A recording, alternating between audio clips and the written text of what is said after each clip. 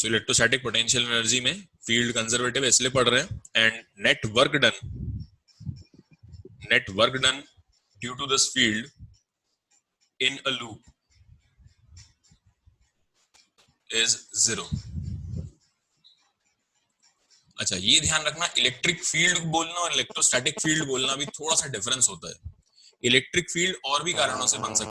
Okay, in general अगर आप electric field बोल रहे हो that is a different thing. So अभी ध्यान रखना, इस चैप्टर में जब भी हम इलेक्ट्रिक फील्ड बोलेंगे यू हैव टू अंडरस्टूड कि इलेक्ट्रोस्टैटिक की बात चल रही है, electrostatic field.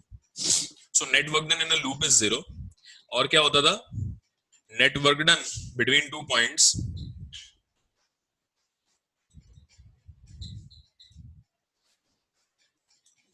net work done between 2 points is independent of the path।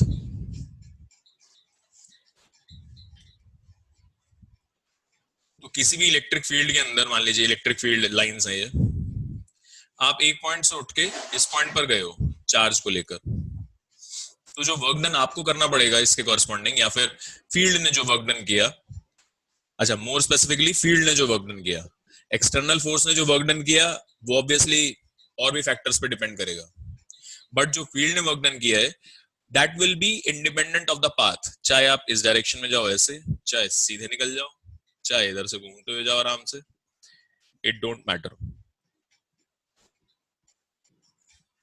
सो ये कुछ बेसिक चीजें हैं एंड सिंस ये वाली चीज ट्रू है, अच्छा इसका अल्टीमेट प्रूफ याद है क्या आप लोगों को?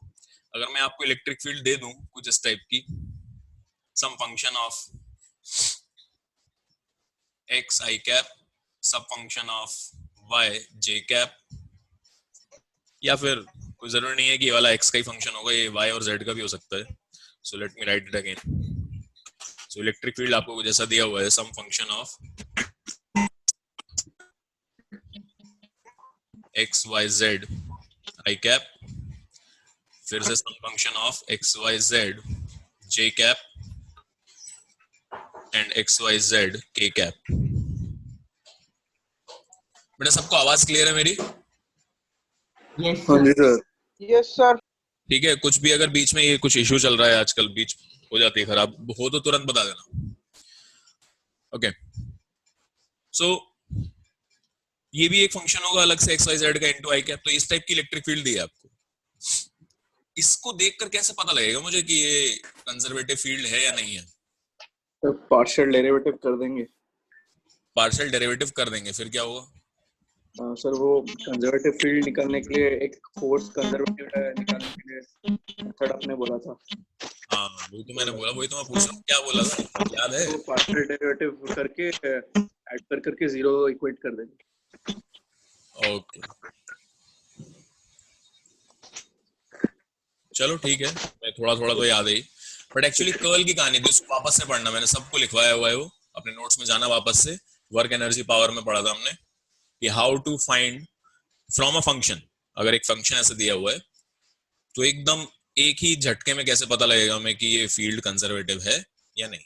तो अगर आपका कोई फोर्स है, इलेक्ट्रो कंजर्वेटिव फोर्स है, this is a conservative force, इसके कॉरस्पॉन्डिंग मुझे चेंज इन पोटेंशियल एनर्जी निकालना है, तो आप इसका वर्क डन ही सोचते हो, एफ डॉट डी आर करो इन जनरल,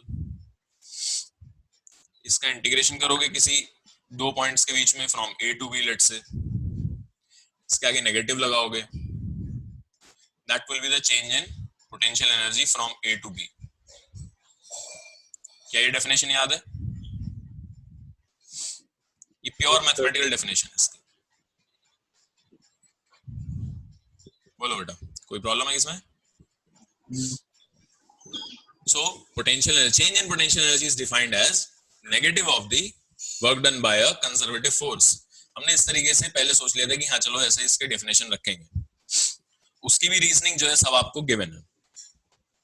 बट ठीक है, हम यार नया चैप्टर पढ़ रहे हैं तो थोड़ा सा डिफरेंट डेफिनेशन भी देखेंगे इसका, तो देखो क्या डेफिनेशन होती है।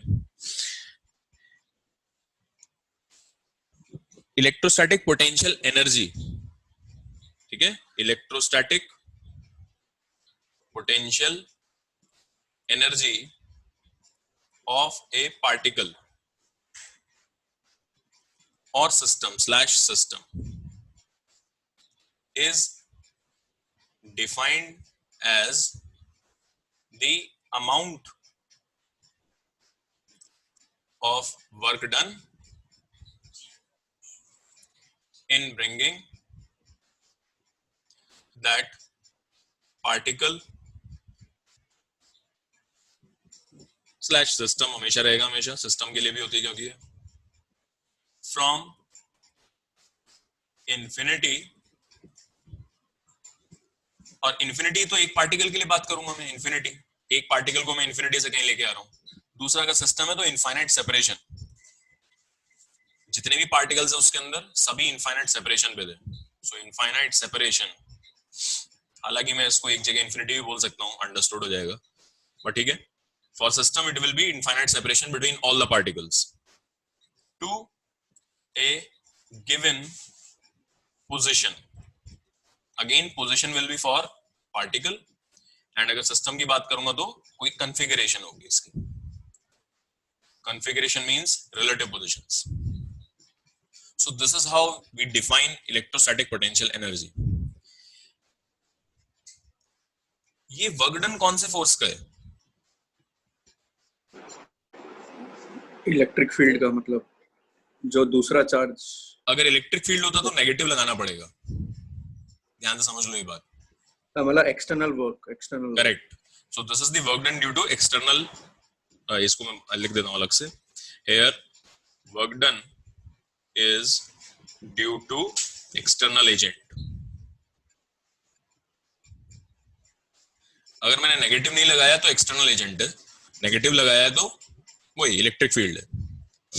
अच्छा, यहां पर एक और है, without change in kinetic energy. This should be done without changing it's kinetic energy, otherwise क्योंकि फिर और एक्स्ट्रा तुम्हें वर्क करना पड़ेगा या डिफरेंट वर्क करना पड़ेगा। तो जितनी स्पीड से वो अगर इन्फिनिटी पे था उतनी स्पीड से आप उसको उस पोजीशन पे लाके रखोगे। अच्छा, दूसरी चीज, अगर मान लीजिए इन्फिनिटी पे रुका हुआ था तो आप बहुत स्लोली लेके आओगे, तो कई बार यहाँ पर बाद में लिख देते हैं, स्लोली भी लिख देते हैं, from infinity to infinite to a given position very slowly. तो अल्टीमेटली हमारा मेन टारगेट ये है कि काइनेटिक एनर्जी में कुछ भी वर्क जाना नहीं चाहिए। बताइए, ये सारी डेफिनेशंस क्लियर है?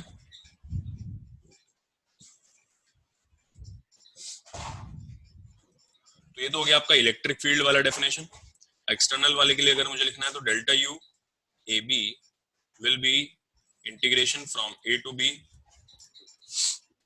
Force external D R. ठीक है, तो अगर हम विदाउट चेंजिंग काइनेटिक एनर्जी ला रहे हैं, that means net work done on the particle is zero. ये बात समझ लो, विदाउट चेंजिंग काइनेटिक एनर्जी मतलब वर्क एनर्जी थ्योरम से सारी फोर्सेस अगर आप देखोगे उनका वर्क डन टोटल जीरो रहा होगा। That can only happen when the force external is equal to force electric. तो आप उतना ही फोर्स लगाओगे जितना रिक्वायर्ड है उसको इक्विलिब्रियम में रखने पे। So the particle will remain in equilibrium throughout this motion. So this is how your potential energy of a particle or a system is defined.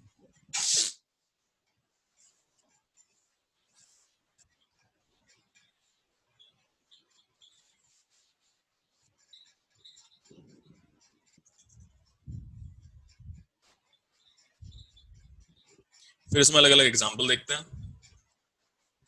First example देखो, फर्स्ट एग्जाम्पल वही point particles वाला लेके चलेंगे। हमारे पास मान लीजिए system of two particles है।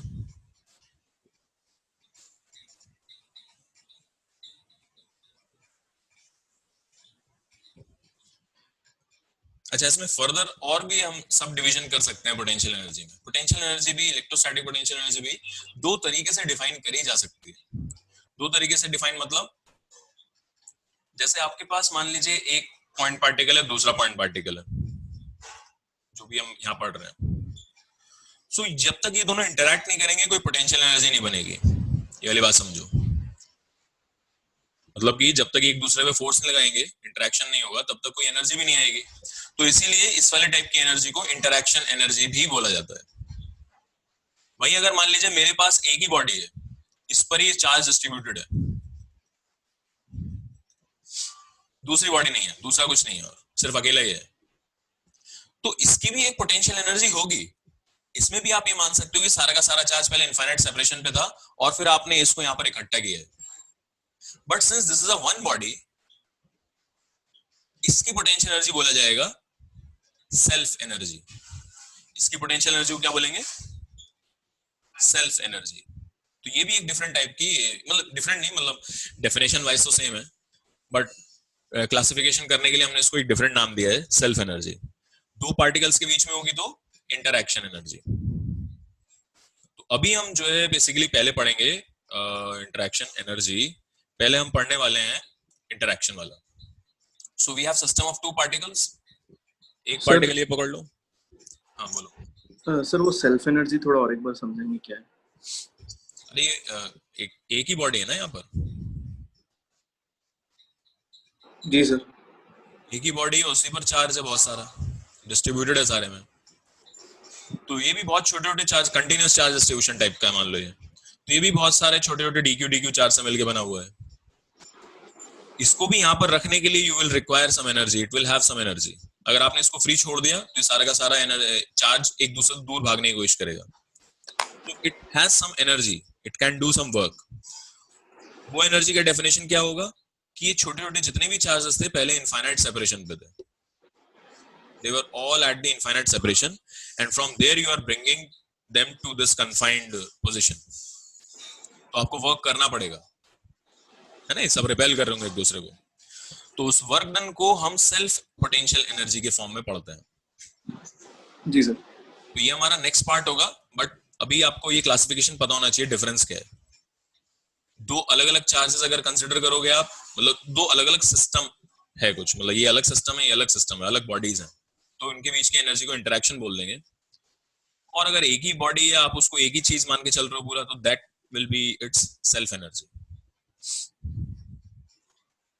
इसको मैं एक सिस्टम मान लूं, मतलब एक सिस्टम क्या कि अब इसका आर जो फिक्स हो गया, एक ही सिस्टम मान लिया मैंने इसको, तो यही जो आप कैलकुलेशन करोगे अभी अब उसी को सेल्फ एनर्जी बोलना पड़ जाएगा इसका।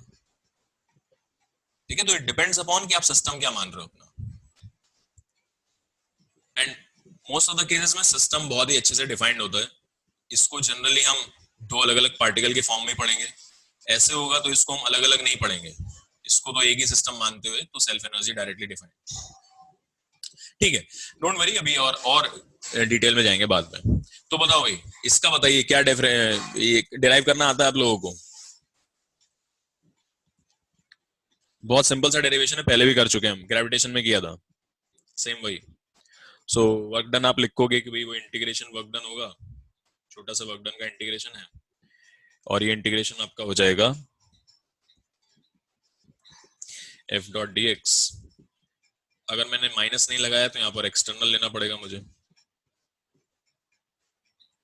और इसी में फिर आप क्या है, एक चार्ज को तो ऐसे मान लो कि ये फिक्स्ड है सपोज, है ना, और इस वाले दूसरे चार्ज को आप लेके आ रहे हो from infinity to this separation, तो इस डायरेक्शन में ऐसे डिस्प्लेसमेंट कराते हुए लेके आ रहे हो। अगर ये दोनों चार्ज पॉजिटिव है, पॉजिटिव के लिए डिफाइन कर लेते हैं, सबके लिए आ जाएगा। अगर दोनों चार्ज पॉजिटिव है तो एक्सटर्नल फोर्स किधर लगा के रखनी पड़ेगी आपको? In which direction you must apply external force? Sir towards q1। इधर की तरफ लगानी पड़ेगी, तभी ये इधर की तरफ ऐसे शिफ्ट होते हुए आएगा।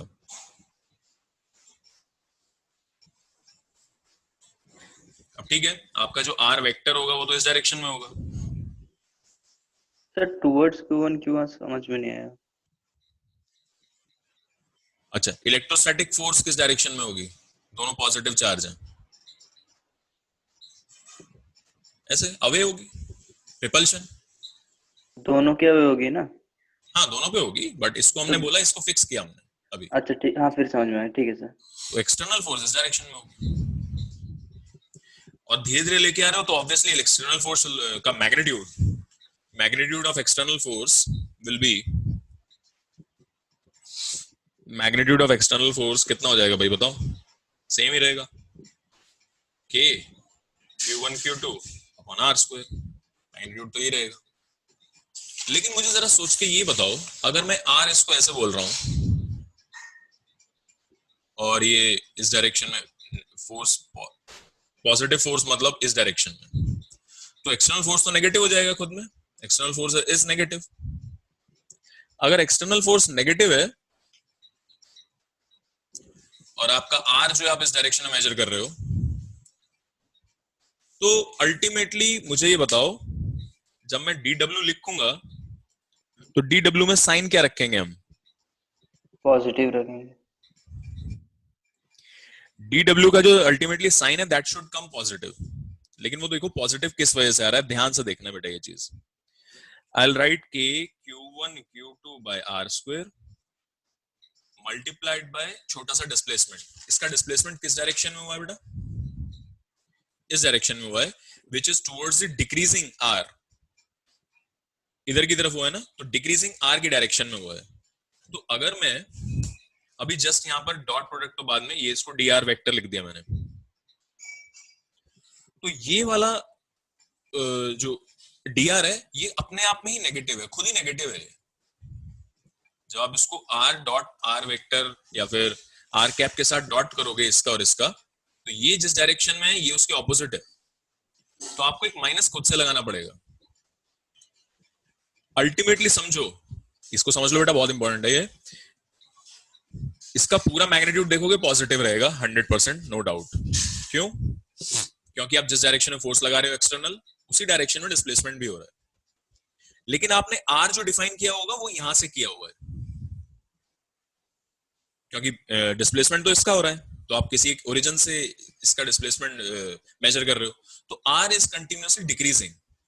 सो इनहेरेंटली योर डीआर, ये जो डीआर है ये खुद में नेगेटिव है, और जब ये डीआर नेगेटिव है और ये वाला नेगेटिव जब साथ में लगाओगे आप, तो ही ओवरऑल क्या बनेगा? पॉजिटिव बनेगा। मेरे को ये बताओ, ये बात समझ में आती है सबको? Yes sir. हाँ जी सर। तो मैं इसको लिख दूंगा माइनस के Q1 Q2 by R square into D R. This is how your integration will look like. That's it. तो इसको इंटीग्रेट कर लो अब, तो ये कितना बन जाएगा बताओ जरा। अच्छा, इंटीग्रेशन लिमिट्स लगा लो।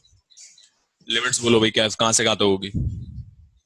फ्रॉम इन्फिनिटी वो आर। बार।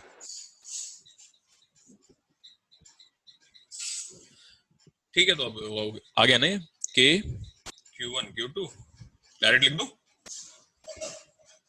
कर लेंगे ना इंटीग्रेशन? Yes sir. सर बोलो।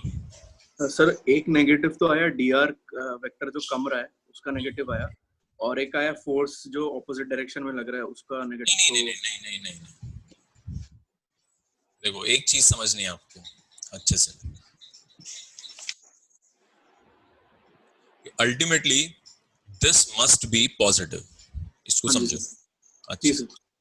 ये जो वर्क डन है दैट शुड बी पॉजिटिव। अब वो आप पॉजिटिव कैसे सोच रहे हो वो आपको यहाँ पर अच्छे से लिखना पड़ेगा कि आप पॉजिटिव उसको किस तरीके से मान रहे हो। तो ये जो dr है, this inherently this dr is negative हमारे हिसाब से, क्योंकि यहाँ पर देखो, यहाँ पर लिमिट्स जो है, लिमिट भी देखो, लिमिट भी उल्टी है तुम्हारी। Lower limit is larger, upper limit is lower, which means this there is some, मतलब कुछ इसका उल्टा है dr का। जी हाँ जी। इस वजह से आप एक नेगेटिव यहाँ पर लगा रहे हो। अच्छा, ठीक है, ओके ओके।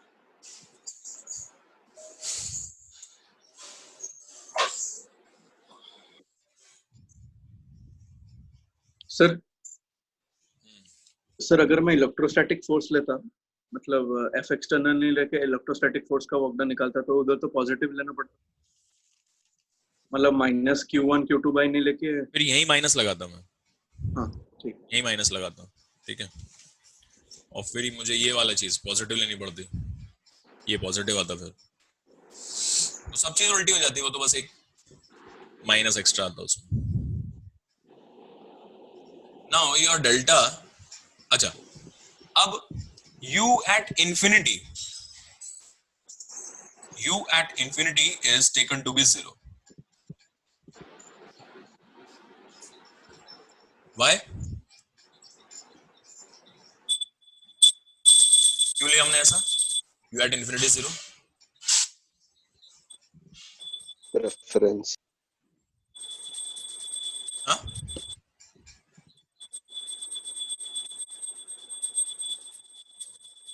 ओके, तो u at infinity हमने 0 इसलिए लिया है बिकॉज एक तो फॉर्मूले में सेट बैठ रहा है, कोई प्रॉब्लम नहीं आ रही आपको, है ना, सब चीजें देखनी पड़ती है। दूसरा, इन्फिनिटी पर कोई फोर्स ऑफ इंटरैक्शन नहीं होगा, इंटरैक्शन फोर्स भी खत्म हो जा रही है बिल्कुल। तो दोनों चीजें एक साथ ट्रू आ रही हैं, फॉर्मूले के हिसाब से भी सही है और इनफाइनाइट पे वो भी जीरो आ रहा है, आपका फोर्स भी जीरो आ रहा है। That is why you can take u infinity zero in this particular system. But फिर से बता देता हूं, सुन लो, there are certain systems in which you cannot take infinite potential at infinity zero. क्या होंगे वो सिस्टम? ऐसे सिस्टम जहां पर इंफिनिटी तक चार्ज आ रहा है, उन पर तो ले ही नहीं सकते। बेटा समझ रहे हो ये बात? ऐसा सिस्टम पढ़े हैं ना हमने, आइडियल सिस्टम लेके चले हम, इनफाइनाइट लाइन ऑफ चार्ज या फिर इनफाइनाइट शीट, उनमें तो इंफिनिटी तक भी चार्ज है। और अगर इंफिनिटी तक चार्ज है तो आप इंफिनिटी पे पोटेंशियल जीरो नहीं ले सकते, because there will be some forces there also. So infinity पे पोटेंशियल कब जीरो लिया जाता है? जब वहां पर फोर्स ऑफ इंटरैक्शन जीरो हो। क्या ये बात समझ में आता है? जी सर। सिस्टम ऑफ पोटेंशियल, अब u एट इंफिनिटी अगर जीरो हो गया तो u एट r आपने लिख दिया। ये दो सिस्टम पोटेंशियल, दो सिस्टम ऑफ पॉइंट चार्जेस के बीच में सेपरेशन अगर r है तो उनकी इंटरैक्शन एनर्जी ये हो।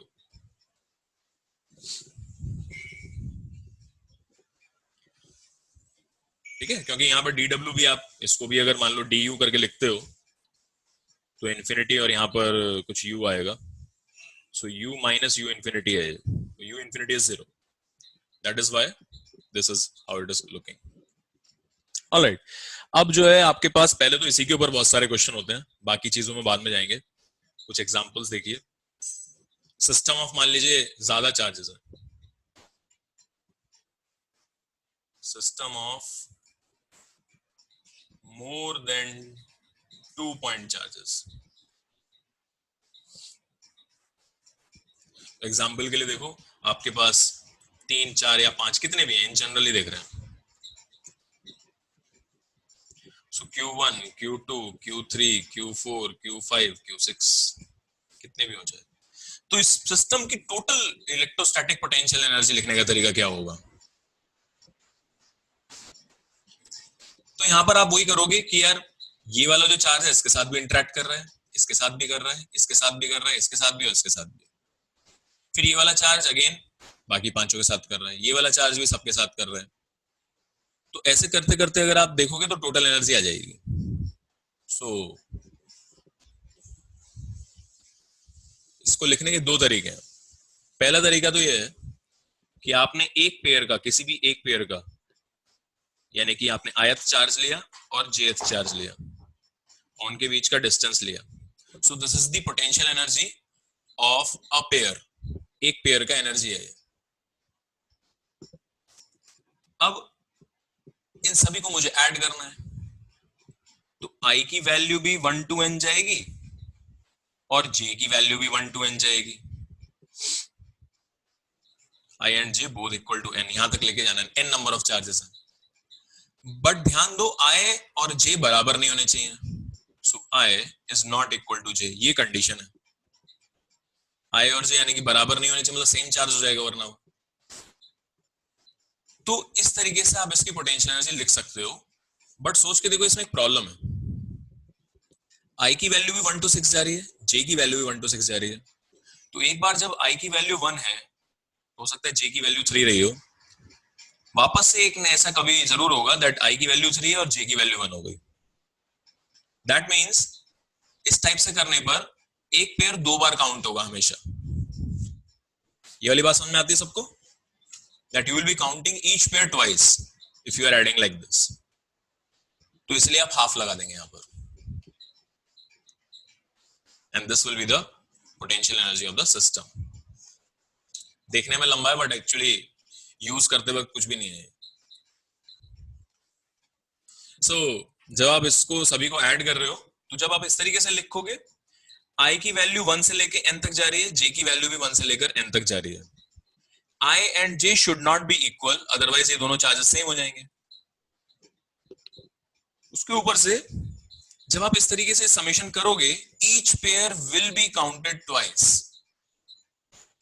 एक बार i का वैल्यू 1 होगा, j का वैल्यू कुछ और होगा, फिर जब j का वैल्यू 1 होगा तो i का वैल्यू वो वैल्यू बन जाएगी, तो 2 बार हमेशा काउंट होगा ऐसे, इसलिए आपने एक हाफ लगाया ऐसे, because you want, specifically want कि हर एक पेयर एक ही बार काउंट हो। इसका एप्लीकेशन बहुत इजी है, आपको नंबर ऑफ पेयर्स काउंट करने होते हैं, दैट्स इट। तो मान लीजिए मैंने ये 4 पार्टिकल्स रखे हैं, 4 particles kept on the side of a square 90 है, ठीक है। सभी का जो चार्ज है वो Q है, positive Q। Tell me the total energy of the system. तो मैं ऐसे करके लिखूंगा हमेशा, total energy will be 4 times जो 4 एक से पेयर है प्लस 2 एक से पेयर है जो डायगोनल के ऑपोजिट है, तो 2 टाइम्स समथिंग ऐसे। ये वैल्यू हो जाएगी KQ² बाय A और ये हो जाएगी KQ² बाय √2A, ठीक है।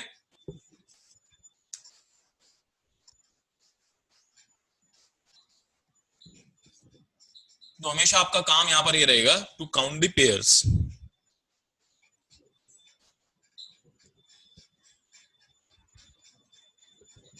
सभी लोग बोलो, कर लोगे ना इसको? Yes sir. Yes, जी sir. सर। तो हाँ फटाफट सर। से ना एक मेरे को, कौन सा वाला करोगे आप? क्यूब वाला करके बता दो।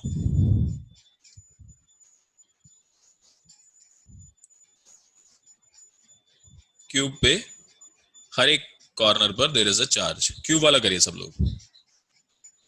Eight every corner there is a charge and side length again A है। इसका आंसर बताओ।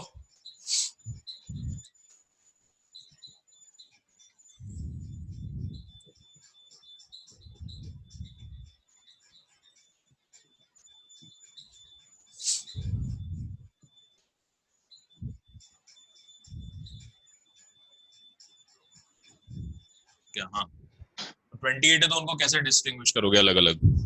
सर 12 पे जो एज वाले, उसके बाद एज जो वाले फेस 12, उसके फेस बाद डायगोनल फेस डायगोनल वाले 12। फेस डायगोनल वाले कितने होंगे? तो फेस 6 है और हर एक फेस 12 पे 2 फेस डायगोनल है ना, तो वो भी 12 सही है, बिल्कुल गुड। आगे बढ़ो। और सर और 4 है जो डायमेट्रिकली ऑपोजिट डायगोनल। तो 12 12 24 प्लस बचे और 4। तो इस तरीके से आप इनको डिस्टिंग्विश कर सकते हो। 12 तो होंगे एज वाले, सिंपल ऐसे ऐसे जो जिनके बीच में सेपरेशन ए है। 12 होंगे फेस डायगोनल वाले और ये होंगे बॉडी डायगोनल के अक्रॉस। तो ऐसे करके आप लिख सकते हो, मतलब कोई बहुत बड़ी बात नहीं है। सर बोलो। सर टोटल पेयर्स कैसे कैलकुलेट करेंगे? वो ग्रेविटेशन में मैं नहीं था तो। परम्यूटेशन कॉम्बिनेशन नहीं हुआ अभी तक? कॉम्बिनेशन लगा ले। अच्छा वैसे, ओके ठीक ठीक। 8C2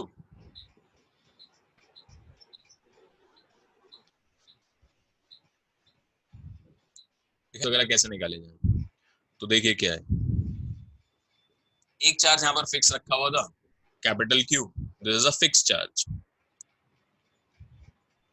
और दूसरे चार्ज को मैंने इनफाइनाइट सेपरेशन से, बहुत दूर मतलब है, वहां से इसको एक वेलोसिटी देके छोड़ दिया, इनिशियल वेलोसिटी v0 से। इस चार्ज के बारे में आपको इसका मास गिवन है, इसको आपको इसका charge given, and it is throne exactly along the line joining, exactly along the line joining। अब आप लोग मुझे बताएंगे डिस्टेंस ऑफ क्लोजेस्ट अप्रोच या फिर क्लोजेस्ट डिस्टेंस ऑफ अप्रोच कितना होगा? इनफाइनाइट सेपरेशन से फेंका है मैंने इसको। तो ये एप्लीकेशन आपको आना चाहिए इसमें।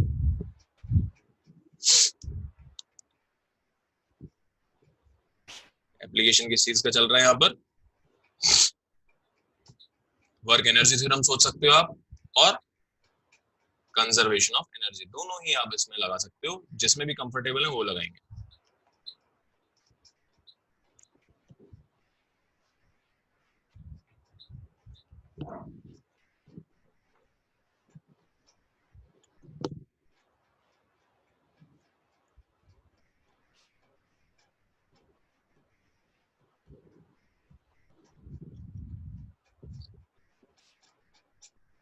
सोचो कंजर्वेशन लगा रहे हैं, sir 2k capital Q small q by m v not square.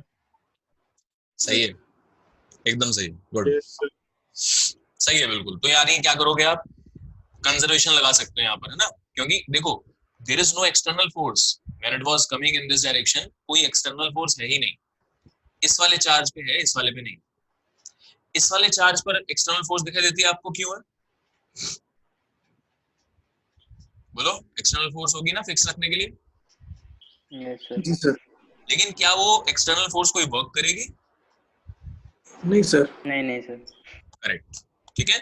सो ये कहना गलत होगा कि एक्सटर्नल फोर्स नहीं है, बट आप ऐसे बोलो external force is not doing any work, that is why we can apply conservation of energy, conservative forces ही हैं बस।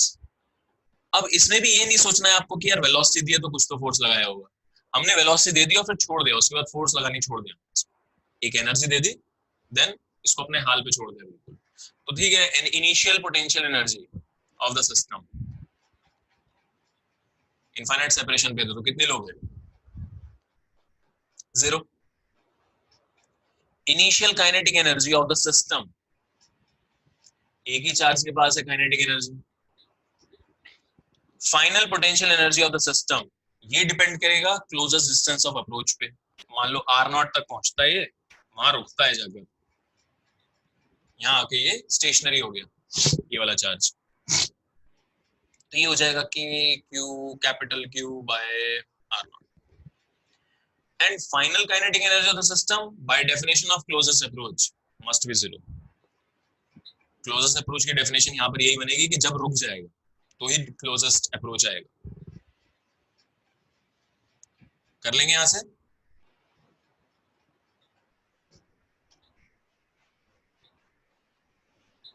बोलो, हो जाएगा ये, हाँ सर कर लेंगे। Total initial total final equate कर दो, कंजर्वेशन लगा दो।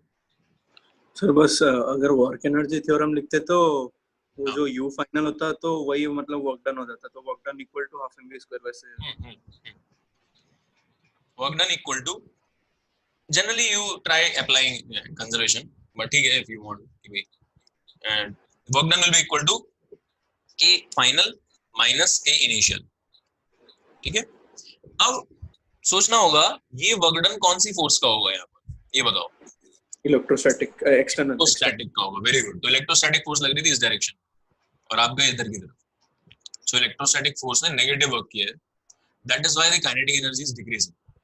तो ये नेगेटिव वर्क जो है आपका इसी के बराबर आ जाएगा, जो यहाँ का पोटेंशियल एनर्जी, सोच के देखो बाय डेफिनेशन वही है, जो यहाँ का पोटेंशियल एनर्जी है इंफिनिटी से यहाँ तक आने में उतना ही नेगेटिव में वर्क डन किया होगा इसने, तो minus k q r0, this must be the work done equal to वही है minus half mv square, 0 minus this, तो ये लगा सकते हो।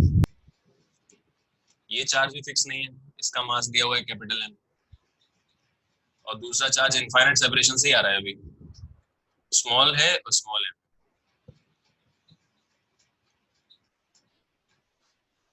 और चलो अभी मैंने क्या काम करा, इसको वेलोसिटी दिया कैपिटल V, इसको वेलोसिटी दिया small v, capital V is greater than small v, find the distance of closest approach,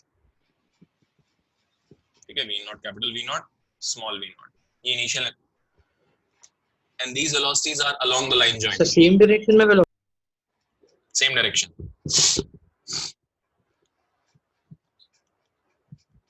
find distance of closest approach,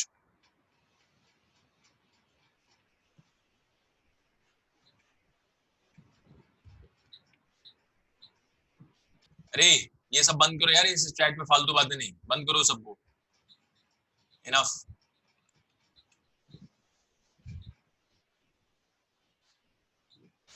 तो external force is 0, if external force is 0 तो क्या पूरे system का momentum change होगा, no, so external force है ही नहीं इसके ऊपर, तो मोमेंटम विल नॉट चेंज। आवाज आ रहा है सबको, जी यस सर। उसके बाद मोमेंटम चेंज नहीं हो रहा तो सेंटर ऑफ मास का वेलोसिटी चेंज नहीं होगा, सेंटर ऑफ मास की वेलोसिटी इसमें चेंज नहीं होगी। सेंटर ऑफ मास की वेलोसिटी चेंज नहीं होगी तो आप आराम से सेंटर ऑफ मास पे बैठो एंड सॉल्व कर दो। सेंटर ऑफ मास पे सॉल्व करने का मतलब क्या है, इसका जो टोटल काइनेटिक एनर्जी है वो मैंने तुम्हें बताया था, दो पार्ट्स में डिवाइड कर सकते हैं हम। टू पार्टिकल सिस्टम है, एक तो होगा total mass into V CM square plus half of reduce mass into V relative square. याद है? जी सर। सेंटर मास का वेलोसिटी चेंज नहीं हो रहा, that means this quantity will not change ever whatever you do. जो भी change आएगा kinetic energy में वो इस वाले पार्ट में आएगा। तो मैं चेंज इन काइनेटिक एनर्जी अगर लिख रहा हूं तो डायरेक्टली क्या लिख सकता हूं, half mu v relative initial या फाइनल का square and minus half mu v relative initial का square. This can be written as a change in kinetic energy. ये वाला पार्ट चेंज नहीं हो रहा, ठीक है। अगर आप इसको ऐसे लिख दोगे तो यही आपका डेल्टा के आ गया, और फिर डेल्टा यू लिख दो और फिर क्या लगा दो, conservation of energy, delta U plus delta के equal to 0।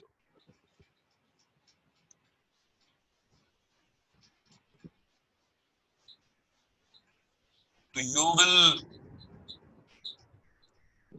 you don't need to apply two different equations। ये फंडा आपका कंजर्वेशन ऑफ मोमेंटम यहाँ पर लग गया। कंजर्वेशन ऑफ मोमेंटम की वजह से डायरेक्टली आप काइनेटिक एनर्जी चेंज ये लिख सकते हो। तो ठीक है, एक बार में आंसर आ जाएगा।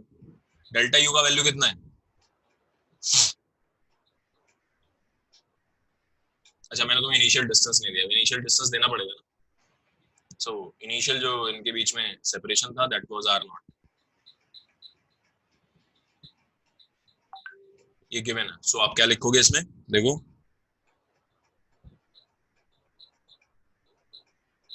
या फिर आर नॉट, चलो इन्फिनिटी मान लो, इनिशियली सेपरेशन इनफाइनाइट, आसान हो जाएगा। इनिशियल जो है ना separation that was tending to infinity, very large. तो डेल्टा यू डायरेक्टली लिख सकता हूँ फिर मैं।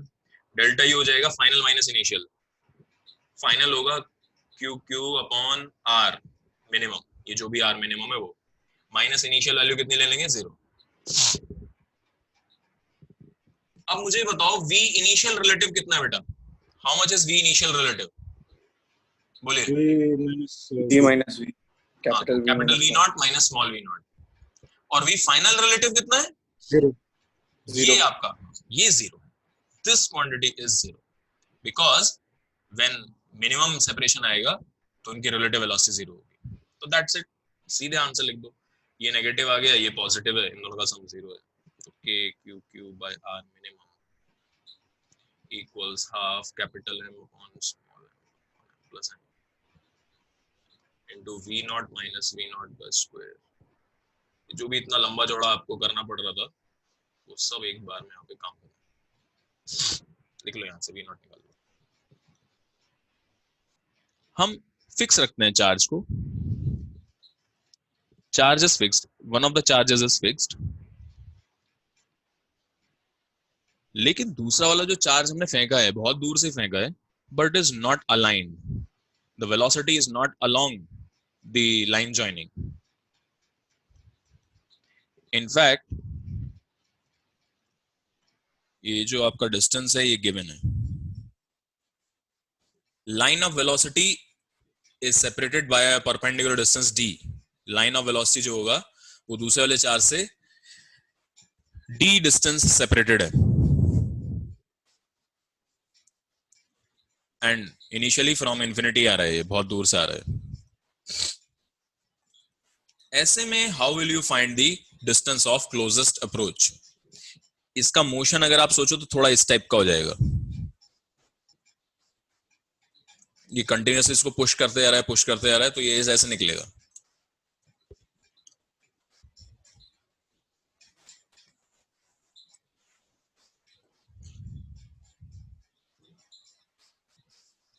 और यहां पर अगर आप परपेंडिकुलर डालोगे इस पे, जहां पर भी इस कर्व पे परपेंडिकुलर डलेगा ये इस लाइन से, वही इसका आर मिनिमम होगा।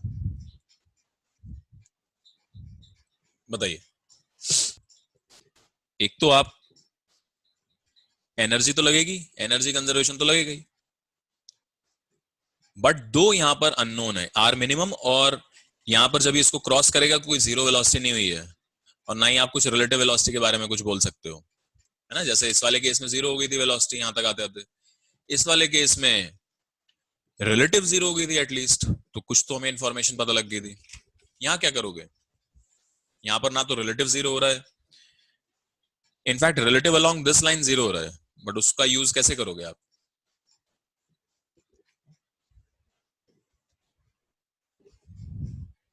सो कंजर्वेशन ऑफ एनर्जी, और दूसरा angular momentum. Correct, good, angular momentum conserve है, ये सोचना पड़ेगा आपको, लीनियर मोमेंटम कंजर्व नहीं है इसमें। सो क्या करना चाहिए, बहुत इजी, इस पॉइंट के अबाउट यहां पर एक्सटर्नल फोर्स यहां लग रही है सिस्टम पे, अगर मैं इस पूरे को सिस्टम मान लूं एक, तो एक्सटर्नल फोर्स सिर्फ यहां पर लग रही है, और अगर मैंने यही अपनी एक्सेस मान ली, if this is the axis, तो आपका फोर्स भले ही लगती रहे, टॉर्क तो नहीं आएगा उसकी वजह से। So net torque about this O will become zero, net torque about O is 0. That means you can apply L conservation. L is conserved about O. Sir net torque तो एक बार फिर से सुनना ही नहीं दिया। So फिर से देख लो, about O अगर आप सोचो, एक्सटर्नल फोर्स O पर ही लग रहा है ना इसमें सिस्टम पर, yes sir. External force O पर ही लग रहा है, बाकी तो सब मैंने पूरा सिस्टम मान लिया इसको एक, तो बाकी सारी फोर्सेस इंटरनल है, तो external forces only on O, that means इसके अबाउट जो टॉर्क है वो जीरो हो जाएगा, बात खत्म हो गई। अगर टॉर्क जीरो हो गया O के about, you can apply L conservation, angular momentum conservation about O, तो लगा दो। तो मैं तुमसे पूछ रहा हूं L इनिशियल कितना है, बोलेंगे भाई how much is L initial about O? M d कितना, small m m d v d, है ना, d परपेंडिकुलर डिस्टेंस ही है, और L फाइनल क्या होगा फिर, m v डैश, यहां का वेलोसिटी v डैश बोल दिया हमने, R minimum into R minimum, कोई आपका एंगल सोचने की जरूरत नहीं है, यहां पर भी 90 है और ये आपको मिनिमम डिस्टेंस दिया ही था, तो d डायरेक्टली आ गया। तो पहली इक्वेशन ये, दूसरी इक्वेशन कौन सी, एनर्जी वाली, एनर्जी वाली भी देख लो इक्वेशन।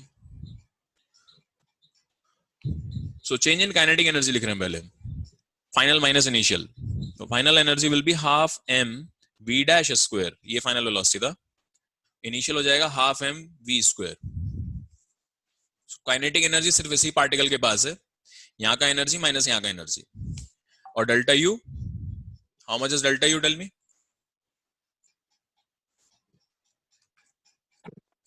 के q square by d minus, sorry, k q square by r minimum minus k q square 3।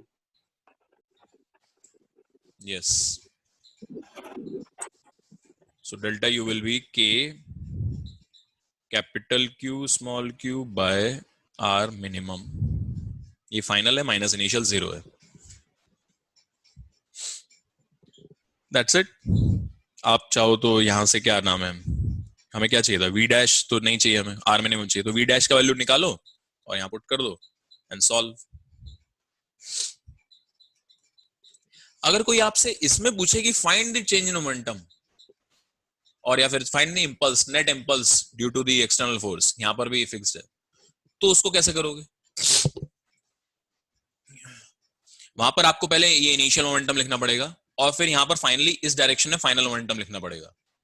So you will require the final momentum in vector form, यानी कि आपको ये डायरेक्शंस अच्छे से पता होनी चाहिए, which also means that you must know this angle. How will you approach to finding this angle? बताइए। अगर ये एंगल थीटा है तो यहां पर ये वाला एंगल थीटा हो जाएगा, और फिर आप इसको वेक्टर फॉर्म में लिख के you can easily solve it. बताइए थीटा कैसे निकालोगे?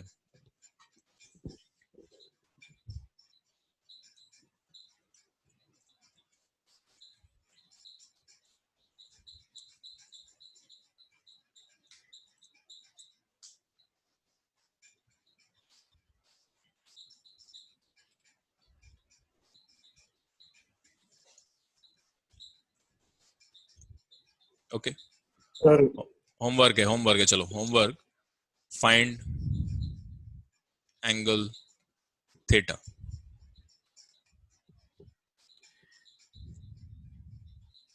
इलेक्ट्रोस्टैटिक पोटेंशियल देखिए क्या है, कोई ज्यादा डिफरेंस नहीं है। जैसे ग्रेविटेशनल पोटेंशियल था ना, ग्रेविटेशनल पोटेंशियल एनर्जी के बाद ग्रेविटेशनल पोटेंशियल लिखा था, ऐसे ही इलेक्ट्रोस्टैटिक पोटेंशियल है। इसको रिप्रेजेंट करते हैं हम v से, और इसकी डेफिनेशन सेम यही वाली है, यही डेफिनेशन है। अब सिस्टम विस्टम की कोई बात नहीं करनी, एक पार्टिकल की बात करनी है हमेशा। And the amount of the particle is unity, मतलब amount of the charge of the particle is unity. So इसकी डेफिनेशन बनेगी electric potential of a point, ये किसी एक पार्टिकल का या सिस्टम का नहीं होता, पॉइंट का होता है। Electric potential of a point is defined as the amount of work done in bringing unit positive charge from infinity to that point, from infinity to that point. So V at a point is amount of work in bringing unit positive, test charge भी बोलते हैं इसको, unit positive charge from infinity to that point. जिस point का भी आप v लिख रहे हो उस पॉइंट की बात चल रही है।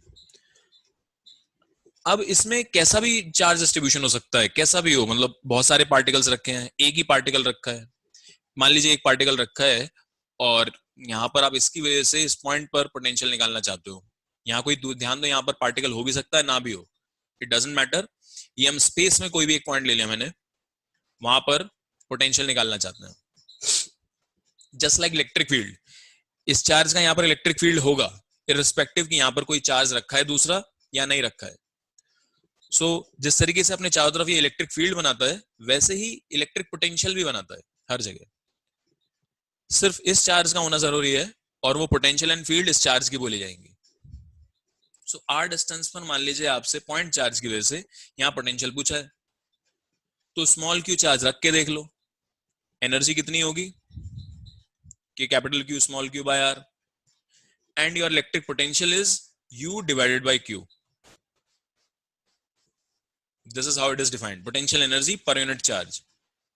उसमें आप चार्ज पार्टिकल को लेके आ रहे थे क्यू चार्ज को, यहां पर आप क्या कर रहे हो, यूनिटी चार्ज को लेके आ रहे हो।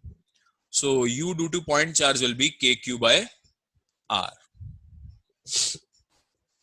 यू नहीं है वी हो जाएगा ना, v will be equal to kq by r. So this is, अच्छा पॉजिटिव चार्ज है तो पॉजिटिव पोटेंशियल होगा, नेगेटिव चार्ज है तो नेगेटिव पोटेंशियल होगा। अभी भी ये स्केलर क्वांटिटी है, सिर्फ पॉजिटिव नेगेटिव हो सकती है किसी पॉइंट पर, कोई डायरेक्शन नहीं है इसका। और दूसरी इंपॉर्टेंट चीज दैट दूसरी इंपॉर्टेंट चीज क्या है कि इसका यूनिट क्या होगा, तो इसका यूनिट होगा बेटा joules per coulomb, and 1 joule per coulomb by definition is 1 volt. बहुत सारे चार्ज रखे हैं, ठीक है, और उसकी वजह से किसी मान लीजिए Q1, Q2, Q3 सब रखे हुए हैं बहुत सारे, और इस पॉइंट पर आपको पोटेंशियल ढूंढना है। दिस इज पॉइंट ए, इसका पोटेंशियल आपको जानना है कितना होगा। तो अलग अलग, मतलब इसमें भी सुपरपोजिशन है, इसकी वजह से पोटेंशियल प्लस इसकी वजह से पोटेंशियल प्लस इसकी वजह से पोटेंशियल प्लस इसकी वजह से potential, without thinking anything about direction, simply scalar form में इसको ऐड कर दो, एल्जेब्रिकली ऐड हो जाएंगे। पॉजिटिव चार्ज है तो पॉजिटिव वैल्यू ले लेना, नेगेटिव है तो नेगेटिव ले लेना, और आपका ये आ जाएगा। So v due to 1 charge, v due to second charge plus v due to third charge plus v due to fourth charge, तो इस तरीके से आ जाएगा।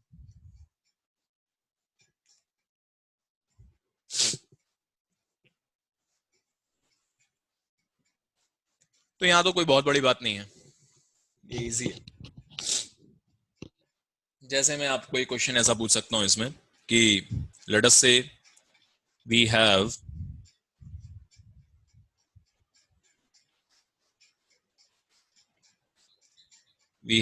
a hexagon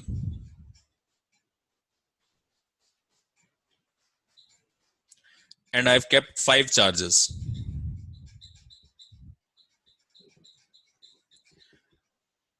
all have magnitude q. This is a regular hexagon, side length a. Find the potential at point A.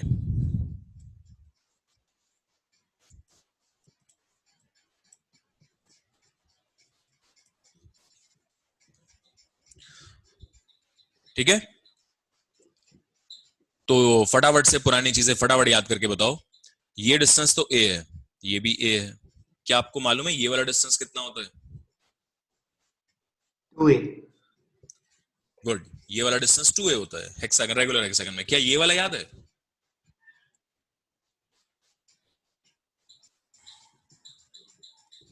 ये वाला distance याद है किसी को डायरेक्ट?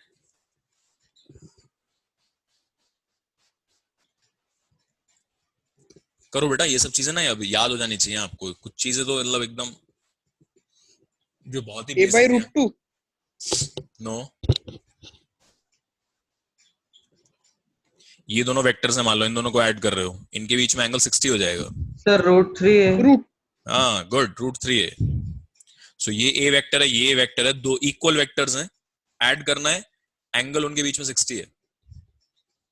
सो 2a cos θ/2, ठीक है, तो √3 है, ये वाला √3 है। तो आप बहुत आराम से अब लिख सकते हो v at a will be, दो चार्जेस a डिस्टेंस पर हैं तो kq/a का ट्वाइस, दो चार्जेस √3a डिस्टेंस पर हैं सो ट्वाइस ऑफ kq/√3a, और एक चार्ज 2a डिस्टेंस पर है तो प्लस kq/2a।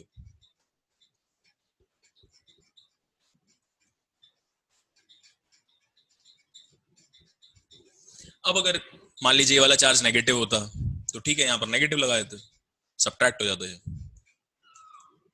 ये क्लियर हुआ बेटा सबको? हाँ सर। ओके, अब जैसे काम हमने इलेक्ट्रिक फील्ड में किया था वैसे ही यहां करेंगे। Potential due to continuous charge distribution. सबसे पहले निकालेंगे हम, सबसे सिंपल वाले लेते हैं पहले, रिंग की वजह से। तो फटाफट देखते रहो, ठीक है, मैं आपसे इसमें पूछूंगा नहीं क्या होता है क्या होता है, जस्ट देख लो फटाफट, कुछ नहीं है।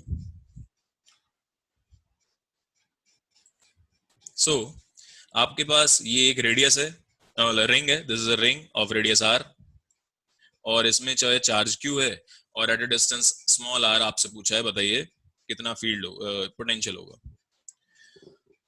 तो बहुत आसान, यहां से रिंग के ऊपर जितने भी पार्टिकल्स हैं, जितने भी पॉइंट्स हैं रिंग के ऊपर, वो सब इक्विडिस्टेंट हैं, सारे के सारे, ध्यान से देख लो, और सभी का जो डिस्टेंस है वो capital R² plus small r² है, एंड ये स्केलर क्वांटिटी होती है, तो सारा का सारा चार्ज ही मैं बोल सकता हूँ सेम डिस्टेंस पर है। तो सीधा आंसर क्या आ जाएगा? kq/डिस्टेंस का स्क्वायर। सो इफ आई से दिस इज z, तो ये z आ जाएगा। सारा का सारा चार्ज सेम डिस्टेंस पर है।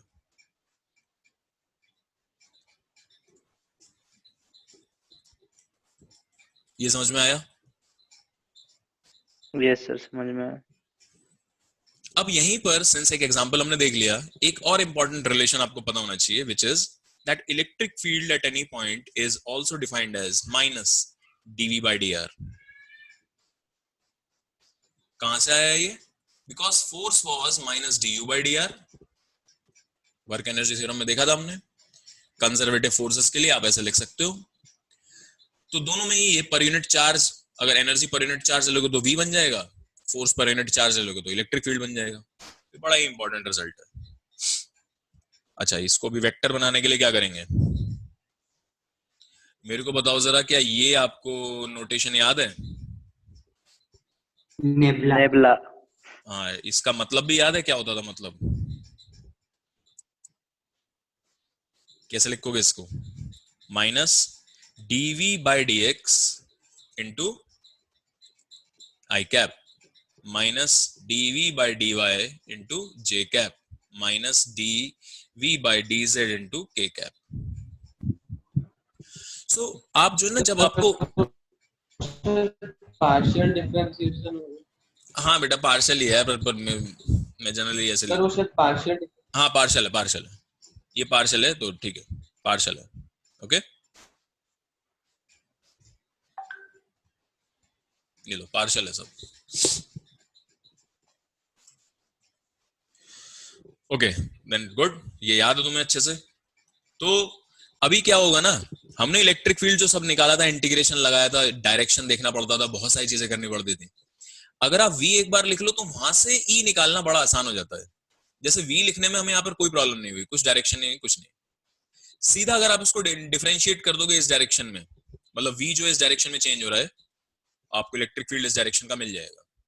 सो अगर आपको ये पता लग गया कि अच्छा ये कितना है, तो आप बहुत आराम से यहां से वो निकाल सकते हो electric field. Just differentiate it with respect to small r, सीधा आंसर आ जाएगा इलेक्ट्रिक फील्ड का। ऑलराइट, ये हमने ग्रेविटेशन में भी किया था।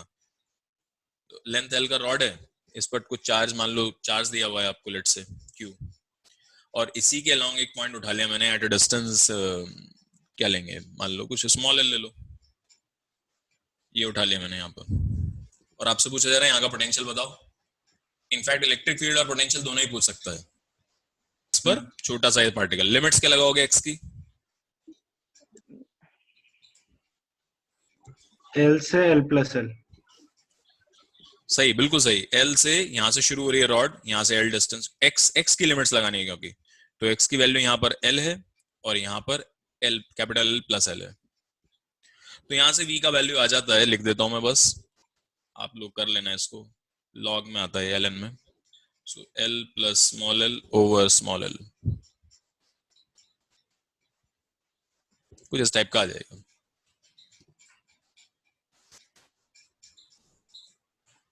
उसके बाद बेटा डिस्क के लिए, अच्छा इसमें ना, इसमें अपने फाइनाइट रॉड ऐसे ली, अभी इस पॉइंट पर भी पूछ सकता है, तो ये भी करके देखना, ट्राई करना इसको भी कि एल आर डिस्टेंस पर, एल डिस्टेंस पे कितना है। तो ये सब खुद से करके देखो, इनमें ऐसा नहीं है कि ये सब फॉर्मूले आपको याद ही रखने हैं, जो याद रखने हैं वो मैं करा दूं। कर दीजिए थोड़ा बेटा सा पीछे, एक और बार पीछे वाला पेज।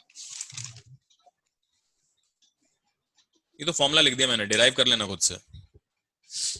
मैं बोल रहा हूँ ये रॉड, इसी रॉड पे अभी एक पॉइंट यहाँ उठा लिया कहीं, वहां का बताओ, ऐसा हो सकता है वो।